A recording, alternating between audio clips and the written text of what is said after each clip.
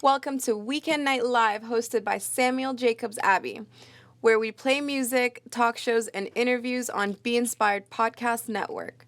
Stay tuned and keep your dial on www.beinspiredpodcast.com. Don't forget to stay connected, be inspired, be unique, and be different. Hello, my name is Quan Green, and I would love to share some products that I found that are very beneficial to not only my body, but I'm sure that they would really help your body. I found out that a lot of us are impacted and we need to be detoxed, and I found some wonderful products that will safely detox you and help you to eliminate the waste and feel good about yourself. We also have products that will help grow your hair and give your skin more vibrant radiance and suppleness and help with wrinkles. I also have products that will help with joint pain as well as help you to lose weight. These products are all natural, therefore, you don't have to worry about putting something in your body that's going to add problems to the problems that you may already be facing. So, if you're interested, please give me a call at 706 426 1471, or you can email me at preciousjewel492 at gmail.com. Thank you and have a blessed day.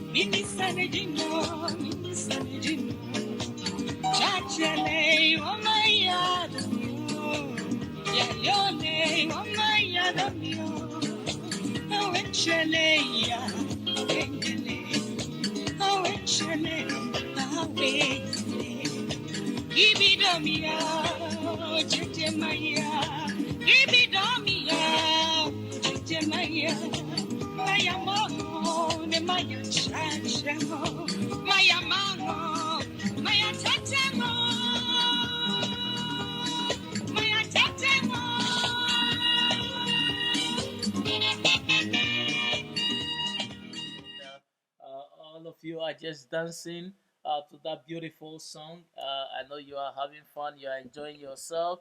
But you know what time is it now? It is 3:33 here in the eastern coast of the United States of America, meaning it is about 7:33 p.m. GMT or in Ghana. And as usual, when time comes like this, all you folks knows that it is time for the Weekend Night Live with Samuel Jacobs Abbey. And just for the sake of those who are joining us for the first time, and just for you to have an idea of this particular program, so the Be Inspired Podcast Network is an international non-for-profit organization based in the Commonwealth of Virginia in the city of Woodbridge. The idea of this initiative is to bring social change implication to the world and also to ensure that individuals, organizations, and scholars, academia who have excelled in their field of endeavor are brought to this program to share their story and also to use their story as a success story to impact the lives of others who may be going through similar situations and similar challenges. Today is no exception. Today we are going to discuss yet important topic. Does abstinence affect the self-esteem of women? And this will be discussed thoroughly in order for us to get a better understanding. I am so privileged that for such an important topic, I have a very, very, very good friend of mine. I call her my own daughter.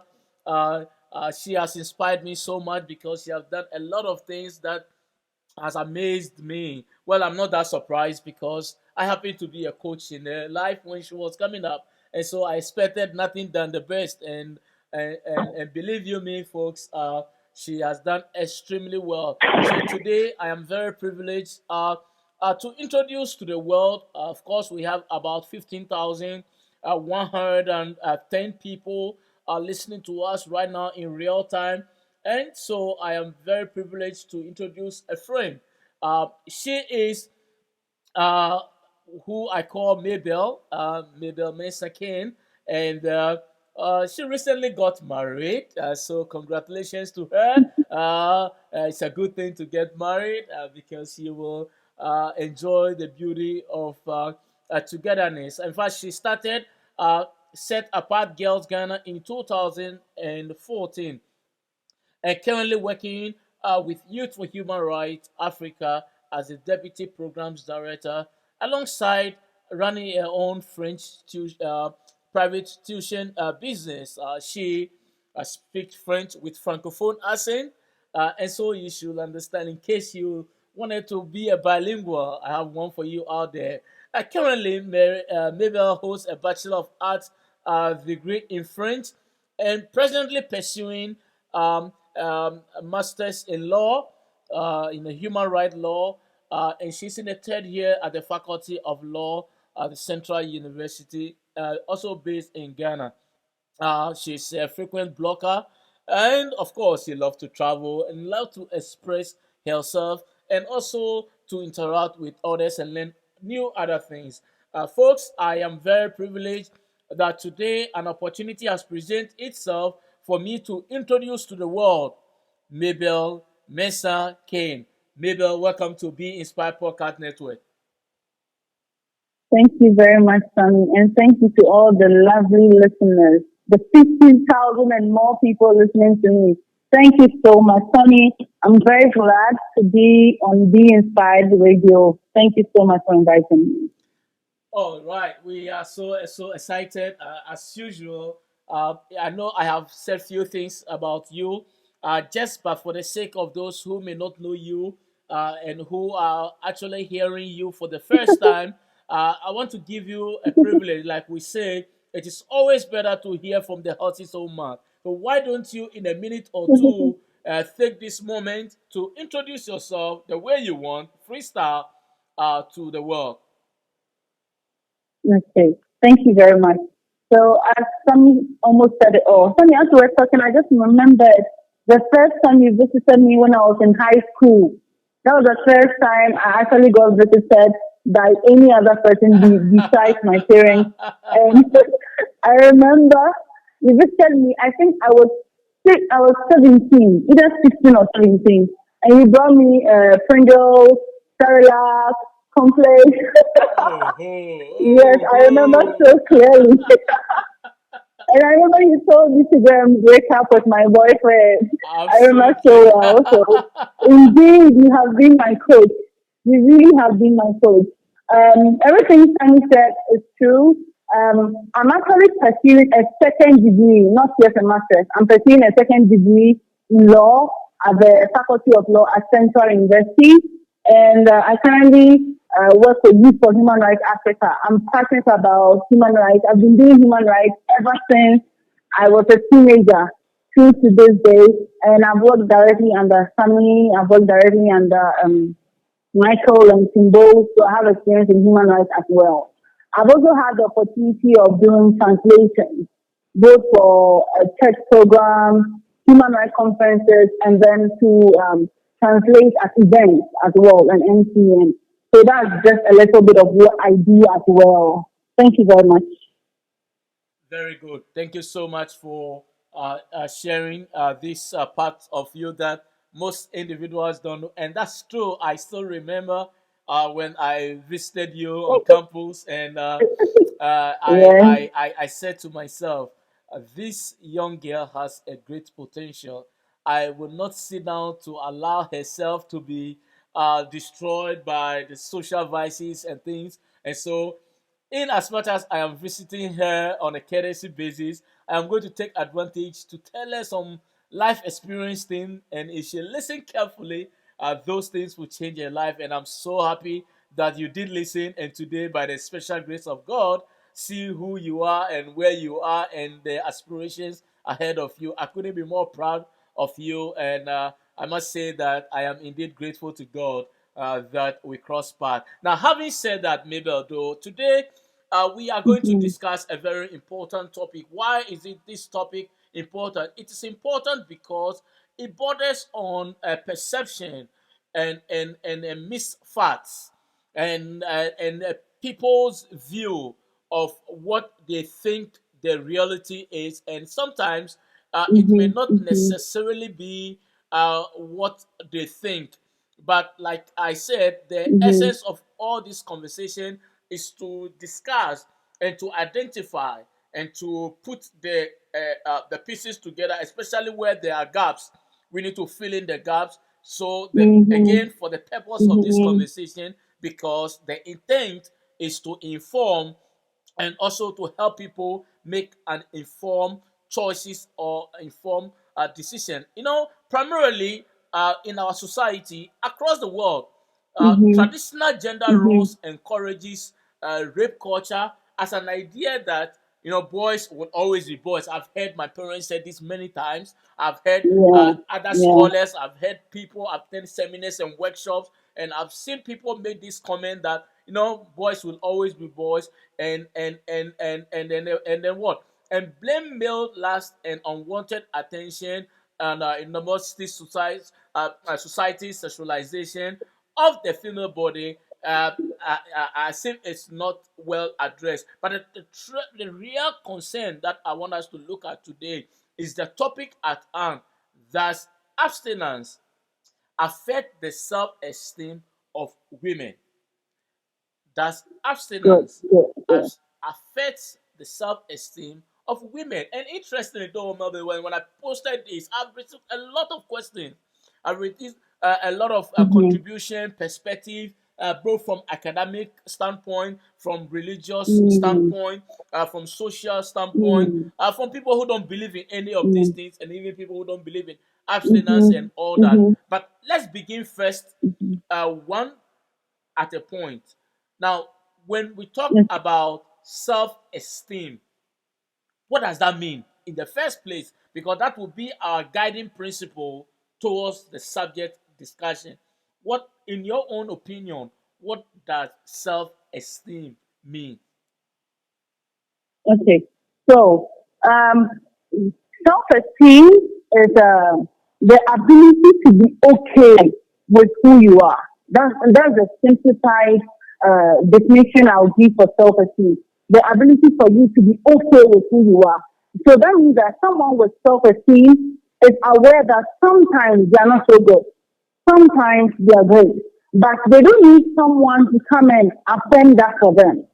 People with self-esteem on the physical view or on the shallow view, I'll say, I go that okay, I know I have people, but it doesn't make me less of a person than this other girl or than this other boy. I know maybe I struggle. That's one thing I always laugh about. I struggle to have hair.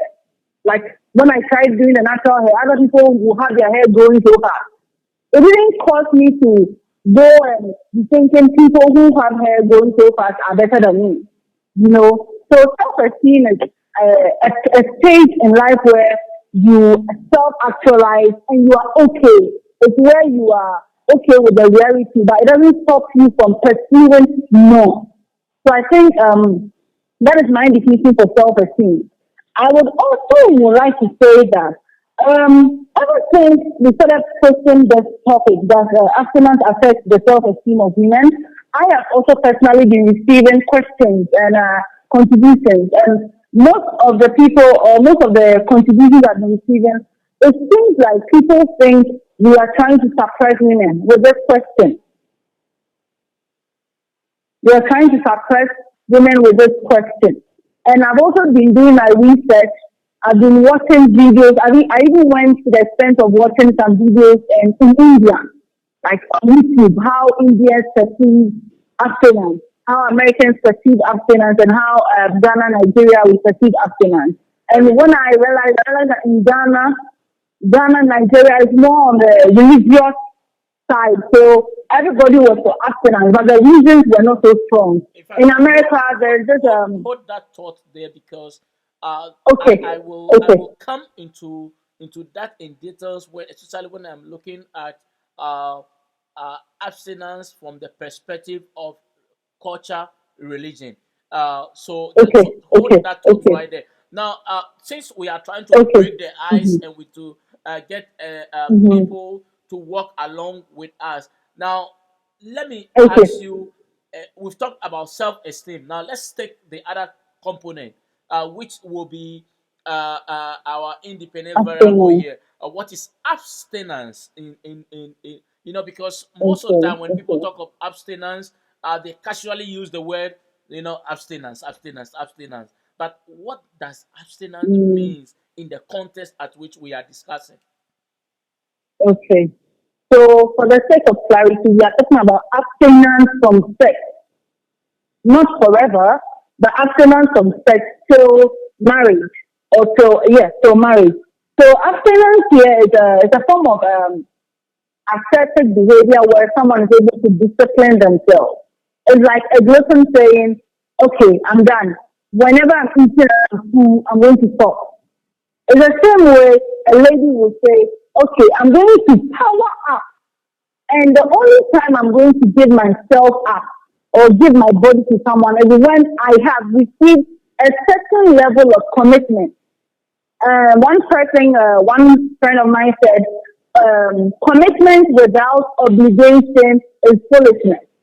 There has to be a level of commitment for you to give it up. So, for abstinence, I would say is the ability to exercise self-control in the area of sex. Since we are going straight to the topic, abstinence from sex. So the ability to exercise self-control in the area of sex. Family. Got you. So now we've been able to look at self-esteem, and also we've also looked at the subject on abstinence. Uh, Now one may ask, what is the difference between celibacy and abstinence? Okay. Abstinence is I would say okay from start, from fresh to start. You haven't had sex, so you are deciding to abstain throughout. I would call it preserving your virginity. But the difference between celibacy, actually celibacy is a type of abstinence. Okay, celibacy is when there has been a breach, like a secondary virginity, where you've had sexual intercourse, you've had sexual partners, but you are deciding to test afresh. You are deciding to um, hold on, abstain. So you meet the right person, so you marry, and then you have sex. So celibacy is a type of abstinence. So we have virginity, and then we have celibacy. And all these are types of abstinence. Got you. So if I understand correctly, both of them falls in the same category. But to expatiate on that, celibacy is more of an individual uh, commitment because you see, I thought that maybe we can celibacy can be more of a religious sort of decision in order for one to purge himself. Uh, I wouldn't Go ahead. I wouldn't entirely say so because there are people in Hollywood who decide to go celibate because maybe they're just tired of dating. They want to find the right person and they are not religious persons. So celibacy, though, it's popular among the religious folks. It's not entirely a religious thing. Got you for that clarification.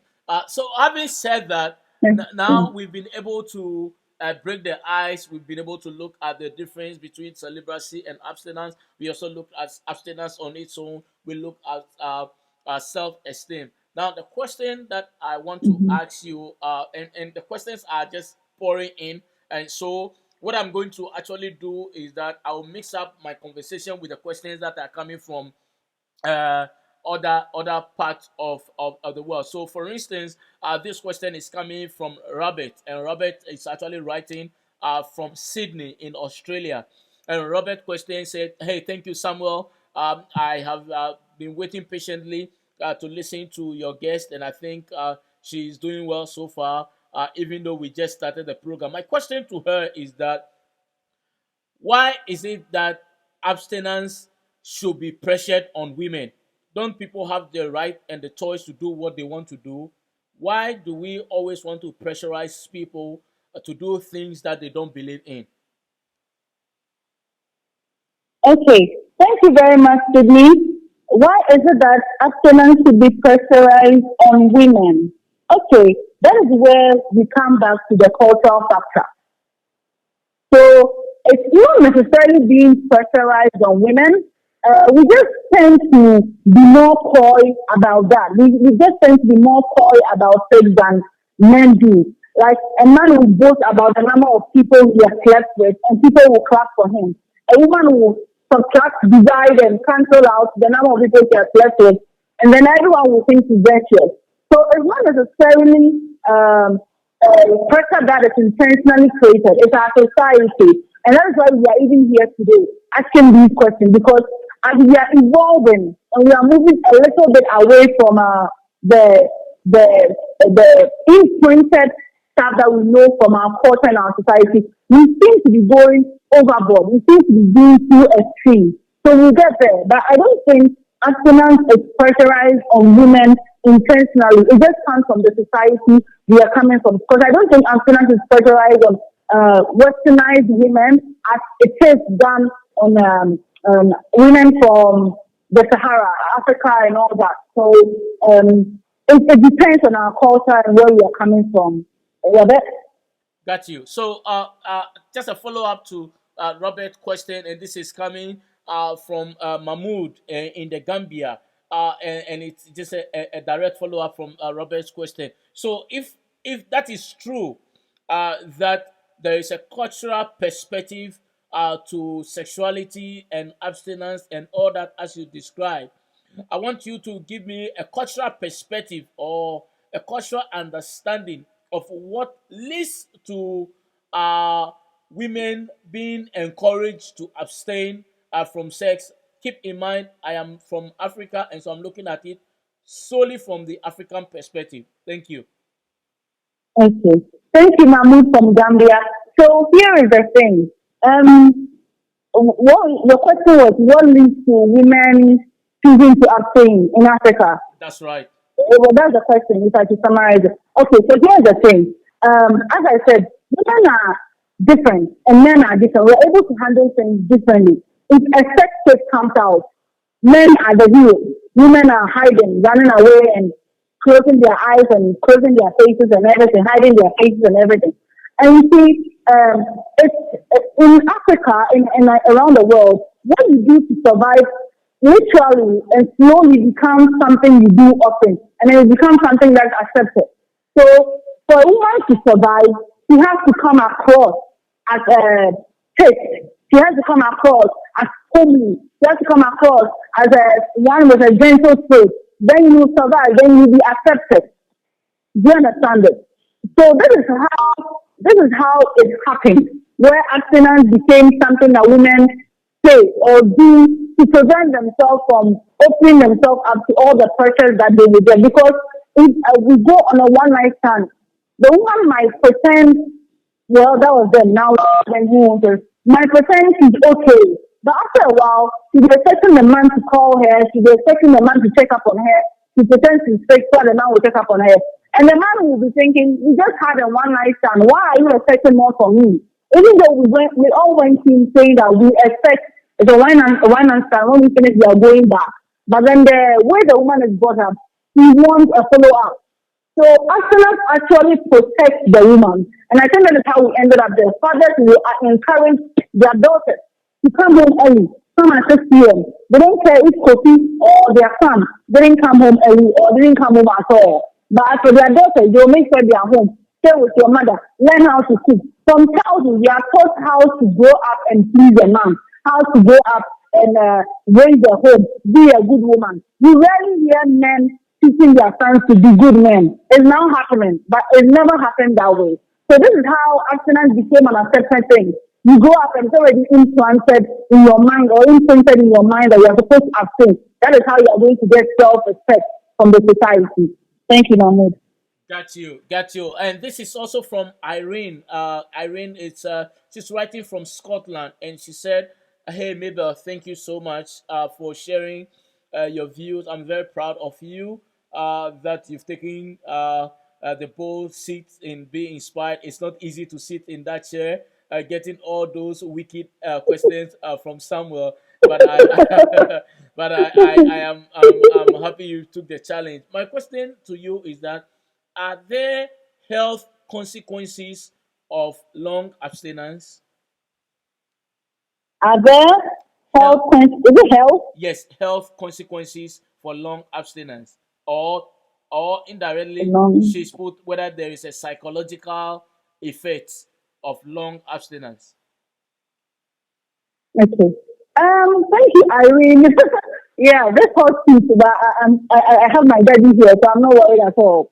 Okay, are there health consequences for long abstinence? This is where the issue of self esteem comes in. But I don't think there are any health um, um, consequences because even when you open yourself and you're having multiple partners, you are putting yourself out there for STDs and other sorts of things. I've never heard anyone receive STD from abstinence, so I don't think there are any health consequences. Maybe you be new aspects, but hey, there are so many people that are new aspects and they get it eventually. So I won't consider that a health consequence. But here is where the esteem comes in. Because now in our world, if you are abstaining, then you are the unique one. Because the crowd is, hey, if you want to be bold, if you want to be empowered, be a woman, go for casual sex and don't mean it. So that is what feminism looks at now. That is what is characterized as feminism, even though I don't believe it. So if you are going to abstain for long, you need to be intentional about it. You can't just accidentally decide to abstain. You will give up. You will get sad. You need to power yourself up. You need to power your mind up. But to your question, are there any health consequences for long abstinence? I just think the first month might be difficult and a little bit painful, but because the hymen is being broken, but eventually it gets better. Yeah, and when you wait for long, you get tighter and you enjoy it more. So yeah, funny. Oh, Mabel, you are killing me. You're killing me. But anyway, this is coming from Brazil, and this is coming from Brazil, and this is coming from Ruth from Brazil, and Ruth said. Religious commitment is associated with decreased sexual activity, poor sexual satisfaction, and sexual guilt, particularly among women. The church has always propagated abstinence as a way of managing women from becoming sexually active. My question to you is that in spite of all this that the church has put in the minds of young women, it is known academically. I'm saying this because I'm a scholar, and there are facts to support my argument that there are more women in the church who are sexually active than we thought. Why is it so?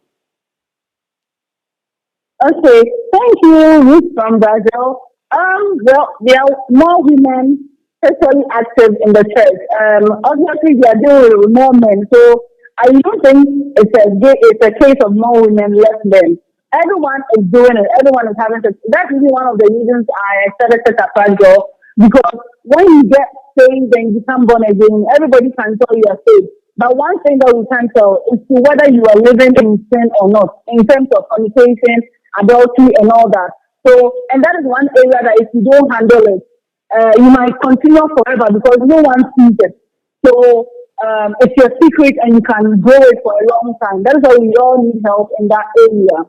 Well, as to religious commitment decreasing sexual activities, I won't entirely say it's not working. It is working because some of us some of us have changed because we were involved in religious activities. So I think it's not a matter of the kind of religious activities. It depends on whoever is doing the religious activities.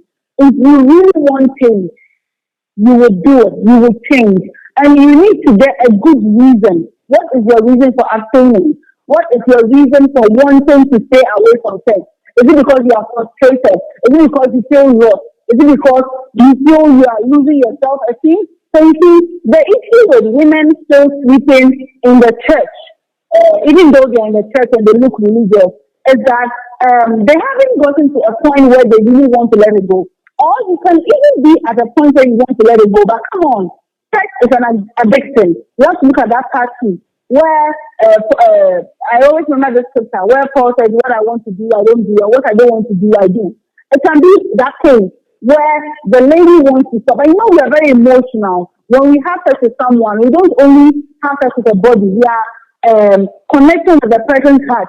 So the least nice the person is to us, we are ready to give again. So it becomes clear to us that we are being we are addicted. I wouldn't want to use the word use because we are not use, we use each other. So I don't believe that men use, we use each other. You just have to. These are the ladies feel more guilty. That is why they tend to feel used. But I don't believe that women are used. So I just think that this is happening because we are not looking at the fact that sex can be addictive. So no matter how bad you want to stop it, you can do all the religious activities you want. But if you are not serious about getting help and about changing, and see, if you are going to change your addiction, you need to feel it with a different healthy thing. You see, so I don't want to say that the church is doing something wrong. That's why we have women in the church preaching around because the church is actually a ward, and some people are being healed, and some people are coming in. It's a chaos. It's a chaotic place. So I don't want us to blame the church at all for the sexual the secret things that go on there because sick people go to the church and some people receive treatment and some people don't receive treatment. So it's more of an addiction and let's not blame the church. Let's not blame the church for this. Sex is difficult to get over. And everybody has a way they started. Some people, the way they started, it's a bad experience. To get over, you need to forgive people. You need to forgive yourself. It's a long process that God has to come in, but we are yet to get there. Thank you, Sammy. Got you. Wow, today they are bombarding you left from right with questions all over the world, and you are doing so well in responding to them.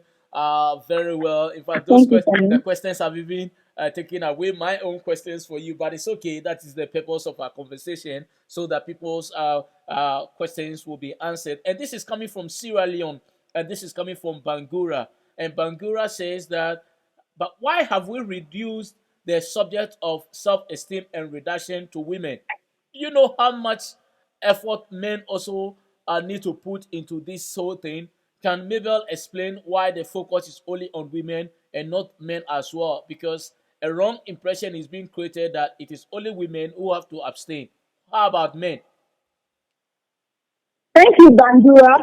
Actually, the reason why the focus is on women is because I've never been a man before, and it will be very wrong and not objective for somebody to interview me on how abstinence affects the self-esteem of men. Unless maybe there's a man coming along to give us a real fact, because I can only give what I've read, and it's not fair to the listeners. So that is the reason why this is on women. But it goes no way to suggest that men don't go through issues. I have heard stories, men have reached out to me of those struggling, wanting to stop. So we are both women. We both have souls, we both have a heart. So we have soft girls, we have soft boys, we have hard girls, we have hard boys. So it's both ways. But the only reason why we are talking about women today is because the speaker is a woman. Thank you. Ah, Bangura, you see where the woman power comes in. Maybe Bambua to come on. You see where the woman power comes in. Yeah, I totally understand. Because we cannot, even though we want to change the world, we cannot change the world at the same time. So you have to be one subject after the other. So today the focus is primarily on young women, and then of course it's true.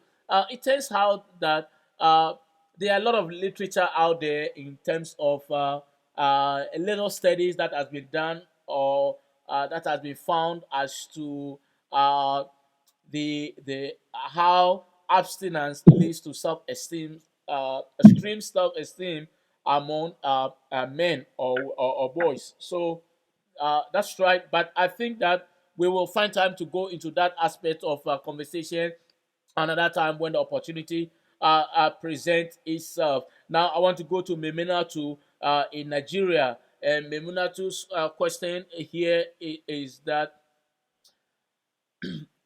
now, what role do you think government should put in place, especially Ministry of Gender and Women Affairs, should put in place in order to help young women to boost their self-esteem and also not to feel compelled that because they abstain, they don't belong to the real society?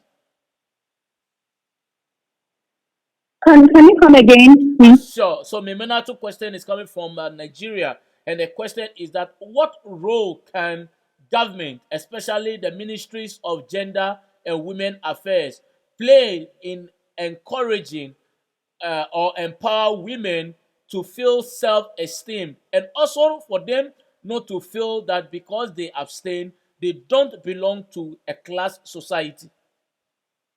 Okay, okay, okay. All right. So I was reading on how the silver ring thing started. That's the PVC ring. So it started way back in President Bush's father's era. The old daddy President Bush, not the recent President Bush, if you know what I mean. So they started something called the silver ring thing, where they sold silver rings to young men, and it was backed by the government. They sold it to both young men and young women, teenage ladies and teenage men. And they made a promise that they are going to abstain till their marriage to have sex. I think the Jonas Brothers, they bought some. Demi Lovato also had some of the sovereign things. I think Selena Gomez also had one of the CD ring. I don't know about Miley Cyrus. I can't really remember. But when I was reading about it, I realized that this was an initiative that was taken in the U.S. To just make it look like the government is behind abstinence. So abstinence is not a strange thing. I think that can be arranged. That can be something that can be done in our high school, where the ring is not just there to prevent you from having sex. It's just a symbol to remind you that this is the plan. This is what you want to do. I also think that we can put in our educational system where we can teach women empowerment, and maybe under social studies, we have a subject called women empowerment. And under that, we can teach topics like focusing, career, how to achieve your goals. You know, the devil has work for idle hands. If you're idle, you want to get busy. So why don't you get busy? Why don't you get young people busy? We can get young people volunteering. You can get young people volunteering at the government place, at government. That's one thing you for Human Rights International did for me, and I'm so grateful for. I never had a free time. My mom practically called me human rights all through. So I went to university. I was always doing something human rights. So I never had the time to do any of that. Even though I There were occasional boys who like me. I just wouldn't have the time. If you are going to have time for me, you have to follow me to where I volunteer. So I think the government can make rules, can create opportunities for young people. You don't have to wait till you are 20 to have an opportunity to become an intern, maybe at the Ministry of Gender. You can have young ambassadors of abstinence, young ambassadors of preventing STDs, young ambassadors talking to, you can even have young ambassadors talking about pregnancy and all that. It doesn't have to be the old people in the ministry doing it. And you don't have to pay them. Giving them a role like that would help build their esteem for them to know that, wow, I'm on team because I decided to abstain. And I think these are ways that the government can also solve the issue of they're not feeling like they are not part of the community because they are abstaining. Because the truth is, there are a lot of people out there abstaining. We just don't hear of them. We just don't know them. So we think we are alone. You are not alone. If you are abstaining, you are not alone. And I think Minimum's idea is good. The government should give people who are abstaining a voice, especially the really young ones. Give them work to do, and you'll be shocked at how they will boost and spread what we are doing because we have social media. Give a 16-year-old Instagram, and she would campaign abstinence, and you will be shocked. And you'll be shocked the number of people to put on board, to get on board, just because they really know how to reach their kind of crowd. So I think this is the best way the government can come in. I hope I answered it correctly, though. Well, you did, and to chip in, I will also say that see, government always have a responsibility to ensure that our society it's well managed, and for those of us in the West, especially here in the United States, we have a clear distinction Mm-hmm. between government and our personal life. Government cannot interfere with what we do with our personal life, and because that will infringe on our fundamental human rights. But government has a Mm-hmm. responsibility to put in place things that will systematic help the individual to make the rightful Mm-hmm. informed choices, because the key word here Mm-hmm. is rightful informed choices, because like Mabel was saying, like Mabel was saying, it is true. uh, our government will have to make sure that people become well equipped, well developed, their capacity are built. But of course, government cannot watch you 24 hours to ensure whether or not you are abstaining or not. Mm-hmm. But what you can Mm-hmm. do for So, yourself is that when the environment and the system is well laid out, you become so engaged to the point that you mm, will not even engage your mind in such things. But having said that, a follow up question, which is coming from Bright, and Bright is actually writing from Ohio in the United States of America. And Bright says that, what is the mm-hmm. role of peer pressure in abstinence? Okay, thank you, Bright. Peer pressure, it plays a huge role. As I was saying, the feeling that you are alone can even shake you to go and have sex so that you won't be alone. So peer pressure really plays a huge role. And one thing I've noticed is that nowadays, whenever we talk about women empowerment in terms of sex, it's rather it has an upside down effect. They rather think, or we rather think that a woman is empowered, so she chooses who she will sleep with, at what time, wherever, and then she's empowered. Even in the television series we watch, the lead role, the lead characters, the ladies, they come across as powerful because maybe they had one night stand, or maybe they broke a boy's heart, or maybe they are choosing between three boys, and while they are choosing between the three boys, they are sleeping with them to sex. And then they'll be talking, they'll objectify the man. Then it makes you look as if the woman is powerful. I don't think that is that is that is what power means. I think power is knowing what is right, deciding to do what is right. It takes courage to not follow the crowd when you know the crowd is wrong. It takes courage. So abstinence is for people who are powerful. It's for people who have decided to go with the uniqueness. It's for people who are focused.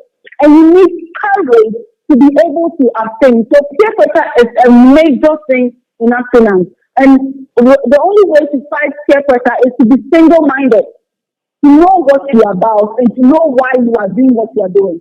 If you are not sure why you're taking the stand you're taking, it will be easy for anybody to come and convince you or anyone to see you out of your focus.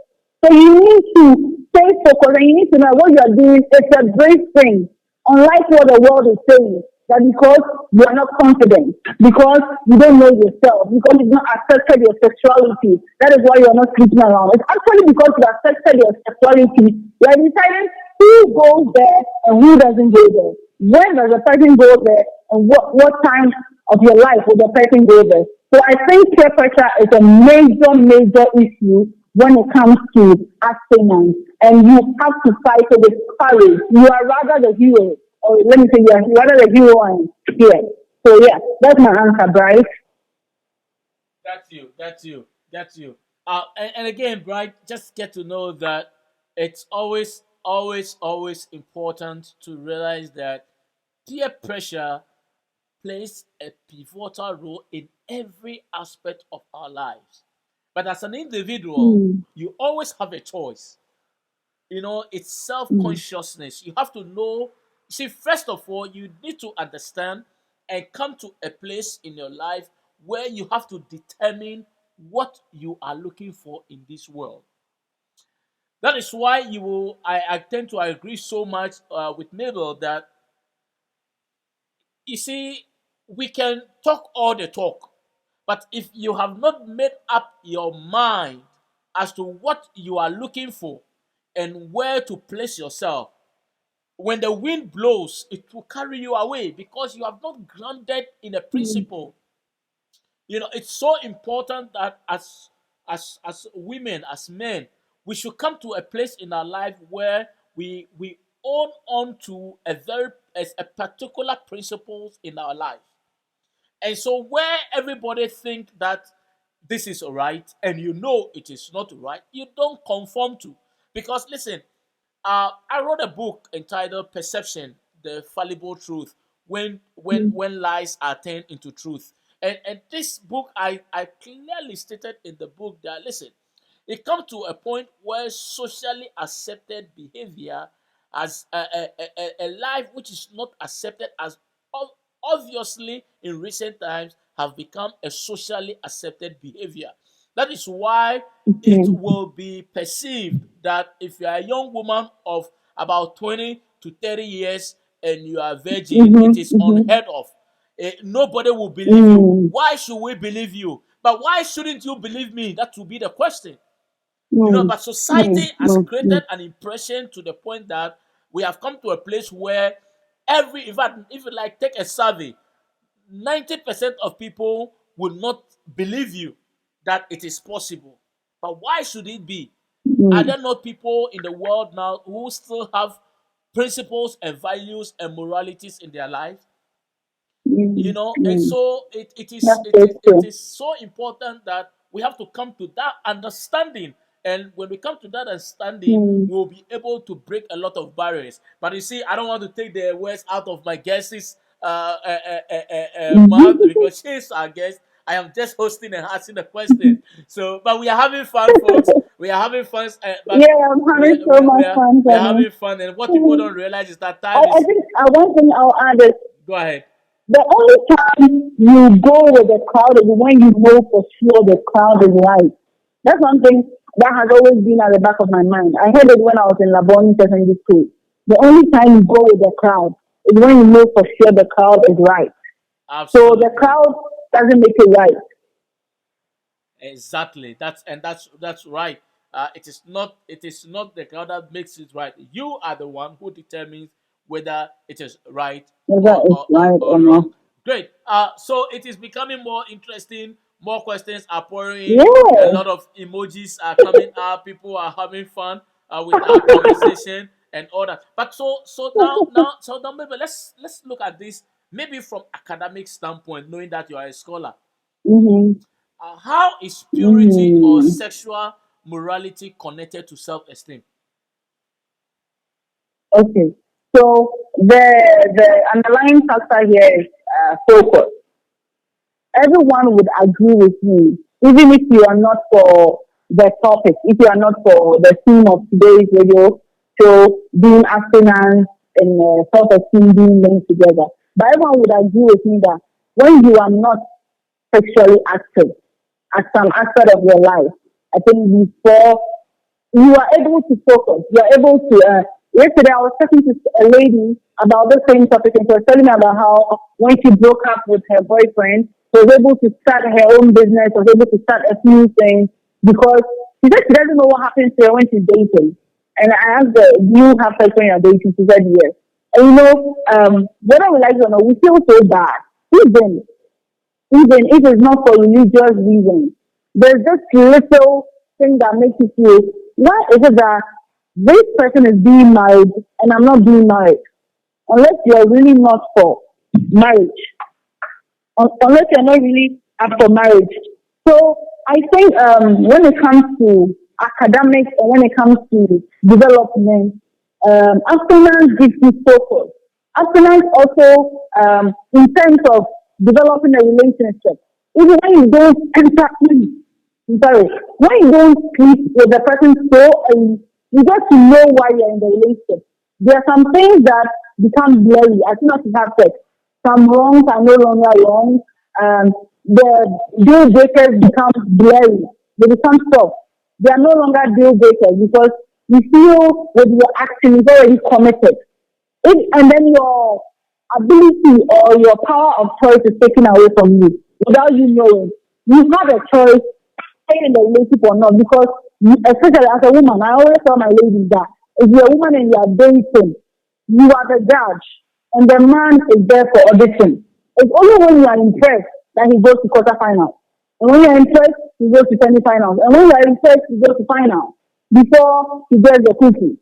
So it's the same way. If you already, I don't see Simon Cowell when he's judging X Factor already promising them at the audition stage.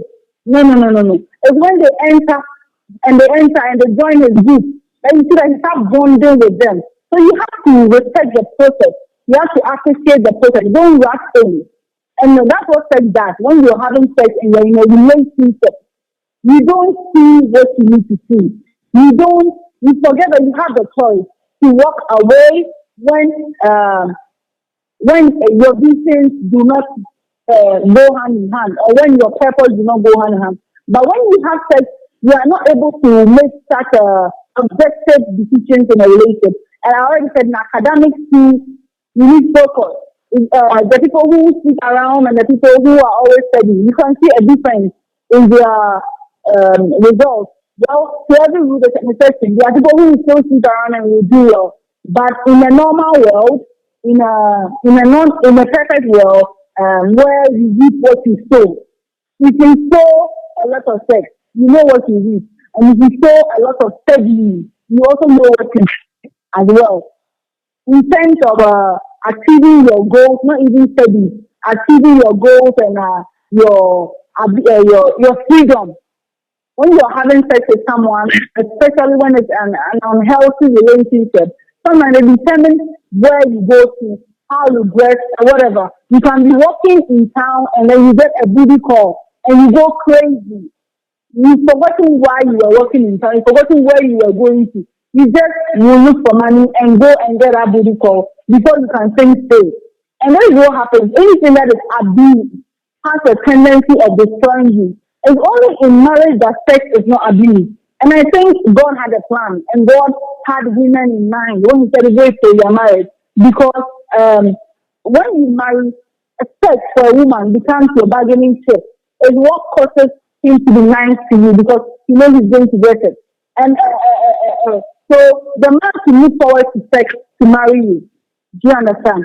And I think this something that when you say it comes across as controversial, but it's very true. We live in a very highly sexualized world. And sometimes sex is my bargaining chip. If I want to get something, I know what to wear, I know what to do, I know what to say.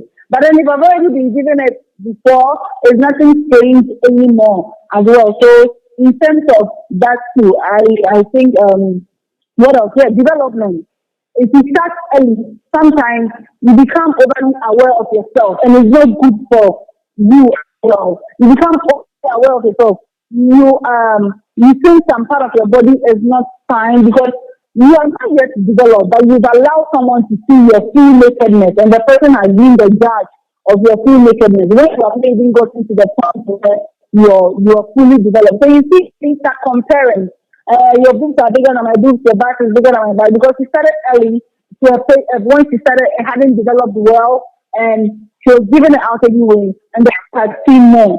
So we were saying, I remember I used to want teeth so much. I used to have a bony face. I don't know whether you remember. Sammy, I used to have bony face, and the one Yeah, time a I boy in school remember. told me that. A boy in school told me that, if you had teeth, you'd be so pretty. And now they have been complaining about how my teeth are so much. I'm like, God, can you reduce it? Can I go back to my bony face? But it's so funny. I used to want teeth so much so that I was so pretty because someone said I had a bony face. So that's what said that to me when you start at the wrong time. I think deciding to wait to have sex after marriage is not a cake. It is deciding to have real power. It's everything feminism stands for. It's everything self empowerment stands for. It's everything development stands for. Having the power of choice, knowing that there's nothing you do to me to change my mind. This is my stand. And then you go about even getting people. So it becomes a different advocacy. And that's what I'm advocating for now. I'm advocating for power. I'm advocating for abstinence. I'm advocating for purity. I'm advocating for a guilt-free life where you have your free mind. There's this lady who told me that, maybe I feel so good now because now if I'm late and my period hasn't come, I'm not worried that I'm pregnant. I'm tired of taking Fortune 2. I'm tired of taking all the contraceptives because here is the case. I'm scared I'm not going to have kids. Meanwhile, like I know these things are wrong for me. Why do I keep doing them? I think taking emergency pills. Why do I go have sex and then run to go buy emergency pills? You mean you're giving your power out. But when you decide to take your power, say no, okay, I'm done with emergency pills. So that means I'm done with sex. The only time I'm going to have sex is when I'm married, where I wouldn't need emergency pill because I can get pregnant. I can take care of the child. So I think abstinence is real power. Yeah, Sunny. Got you. Abstinence indeed is a real power. But folks, since the conversation was getting so interesting, little did we also realize that time is fast spent and it's almost an hour already. It's already an hour of We have our to do a conversation. party. Can you imagine how quick the time can fly? But before we wrap up, there are two more questions here. In fact, there are over 30 questions, but I just want to take two more just for us to wrap up with because our next show is also coming up. But the question here is that, and this is coming from California, and this is coming from your namesake, Mabel. And Mabel said that, well, I tend to a bit disagree with your guest because uh, I am here. I don't know, maybe it's an Africa thing, but of course, I'm a US born, and I just decided that I don't want to get married. Uh, so does that mean I can have sex? That is where I'm getting confused because I don't want to get married. It's my choice not to get married, uh, and that's my life.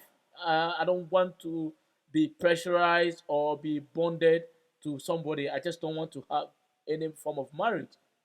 But I can choose to have sex. Uh, why not? Can your guest please Wow. educate me? So Hi, Mabel. Nice so name you have there. Maybe before you respond, I just want you Mm-hmm. to understand the Mm-hmm. perspective of our listeners. Because most of the time Mm-hmm. when people are responding to questions like this, they only look at the religious Mm-hmm. perspective and religious component. But there are a Mm-hmm. lot of people who Mm-hmm. do not Mm-hmm. necessarily share the same Christian values and principles, or Buddhist Mm-hmm. values, or Mm-hmm. Islamic values, Mm-hmm. and so Mm-hmm. I Mm-hmm. sometimes I like to give a platform where people will be able to express the way they feel, and I think Mabel is one of Okay. such Okay. characters who is telling you directly Okay. that, Okay. well, if I have heard you Yeah. correctly, you kept referencing Yeah. abstinence to religion and marriage, and I don't want to Mhm. get married. Does that mean I don't Mhm. have to have sex? Mhm. Mhm. Mhm. Okay. Thank you, Mabel. I keep saying married because I'm married, so the best example is always to relate to myself. But even in the area you're coming from, I still think that if you don't want to get married, you still can be in a meaningful relationship. You can go steady. So it's more about deciding who to give your body to. Is it in a committed relationship? You know, for us Christians, the highest level of commitment is marriage. I don't know what your religion is. I don't know what your ideology is, but whatever the highest commitment is to you, I still think you can practice that so that you don't sleep around with a lot of people, but you go steady with one person and then whatever the highest commitment it is in your ideology or your in the context in which you're coming from, you can still practice committed. You can still have a committed and fulfilling relationship. I think that is what I would say. That's you. For That's me. you. That's you. So yeah, I know that will be a very interesting to answer. But I think that you've answered it so well because you see the fact that you don't want to be committed to somebody's or subjected to somebody's control does not also necessarily mean that you should just walk around and do whatever you please, because guess what, Mm, you never mm, know the next person you decided to engage sexually who may infect you with a mm, disease. And by the time you say mm, Jack, mm, your life is already wasted. yeah, And so, what Mabel is trying to yeah. suggest here is that, with again, Know I, who I you want do it. Azali, and I want I want all the listeners to pay a particular attention to the topic. We are looking at a correlation between abstinence and self-esteem. And so she's not suggesting that don't have sex or don't get yourself involved in it. That's your choice. That's your life. She has no control of what you want to do with your life. But what she's trying to underscore here is that uh, there is always a correlation, because if you abstain, uh, public perception is that your self-esteem will be low, and she wanted to prove that it is not true, that you can abstain and feel encouraged and proud of yourself, and just be among the minority who will say, yes, I've abstained and I am proud of that. Because when you abstain, there are a lot of benefits that comes with it. That is one of the things she refers to, that when you abstain, you have the ability to do things with clarity. And so I am very sure that all of you listening to me will make that statement very clear in your mind, that the whole idea is that if you continue to just be engaged with anybody at all, then your focus is lost, because so many things run around your mind at all time. Like the last example that she just shared, that you are not even sure whether or not you are pregnant. Your mind is tossing from one end to the other. Whereas you can use that beautiful brain and mind to do other things, well meaningful to your life. Uh, I will ask the last question here, and then I will bring our conversation to a close. But I must say that I am super excited that our conversation has been very interesting with a lot of people. In fact, the numbers have even increased from 15,010 to 15,167 people in Wow. real life. Wow. And so it is fun. We are having fun. But unfortunately, we have to wrap it up. So the last question to you is that in all this, Mabel, how do we find solution to all this? Hmm. How do we find solution to the the issue of abstinence, the issue of non-abstinence? Yep, and self esteem. I think one way of changing society is always the family. It's always the family. If you're going to have good people, it's from the family. If you're going to have bad people, it's from the family. I think our mothers have to rise up. And I'm saying mothers because I'm a woman and I'm trying to self-esteem in terms of women. So mothers have to rise up. You don't have to be shy. Let your daughter know and feel that waiting and celibacy and abstinence is actually a heroic thing to do rather than make them pretend you don't know the word sex and then they hear it from outside first and then they have to pick up their own brain as to whether they're going to do it or not. And then when they decide to do it, they don't feel so bad because they've not heard it from home. I think you should teach them the importance of it and then they will have to decide because you can't decide for your children. So I think the family as well. And as I was saying, I would would love if women empowerment was taught in our schools and they would we talk about acting not as a religion. That's why I didn't say under irony, but under social studies, but as a tool for societal change, as a tool for women empowerment because we need focused women. We need all these abuse and relationship and everything is because the woman is not seeing clearly. She's not being able to think for herself because she feels she's giving herself away and everything. And we should be also, I think the church can also help, not by judging women, maybe women that already have kids or it's so obvious they haven't lived a chaste life. Instead of judging them, the church should be the number one teacher or first step renewal so that these broken women can rise up again. So that we won't have, because hurt people. We won't have them hurt going around and trying to hurt people. Instead, the church should be a place of renovation for them. So I think family, the government, the church, and individually, you can, today it's Easter. Use this Easter moment to give yourself a fresh new slate. Start afresh. I saw a joke somewhere that says that if I dated you from 2000 to 2017, I was crazy. So you are not an ex. So like it means that she's starting afresh. If she's dating from 2018, then you are the real deal. She doesn't have exit. It's the same with body count and everything. You can start afresh. Don't give people too much power. If you decide to start afresh today, you are starting afresh. You don't need permission from anybody to give you the go ahead to abstain. Just do you. Just do you. That's what I would say. Got you, get you, get Funny. you, got you, got you. So, folks, all too soon, I am so excited that our conversation has been so fruitful, has been so encouraging. I wish each and every one of you who tune in to listen to this show uh, a happy Easter.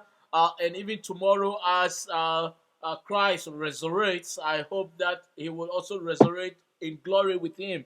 I want to thank Mabel, especially for your time with us and for sharing your thoughts and helping us decipher the topic and the discussion, especially on does abstinence affect the self-esteem of women. I thank you so much for your time. I wish you all the best, and I wish all folks listening to me happy Easter. And at this point, we will go back to Mabel again to give us her first and a wrap up statement so we can call it a quit. Over to you, Mabel. Thank you very much, Sammy. Thank you so much for this opportunity. I want to thank everyone that took time to listen to us and let us keep hearing your views. The wisdom is not one person said; it's just my thoughts, and I will be loving to hear your thoughts as well. You can share your thoughts on my Facebook wall as well. I would respond and everything. Honey, I can't thank you enough for this opportunity. Thank you so much. God bless you. Thank you so much, Sammy. Thank you so much. All That's all right. I'll say. All right. God bless you, and thank you so much for also for availing yourself. Before you go, let me say a good evening to you, Juliana in Ghana. Thank you for listening and Yes, for yes. thank you also, Francis Xavier Sosu, for tuning in. and giving a thumbs up to Yes. Mabel.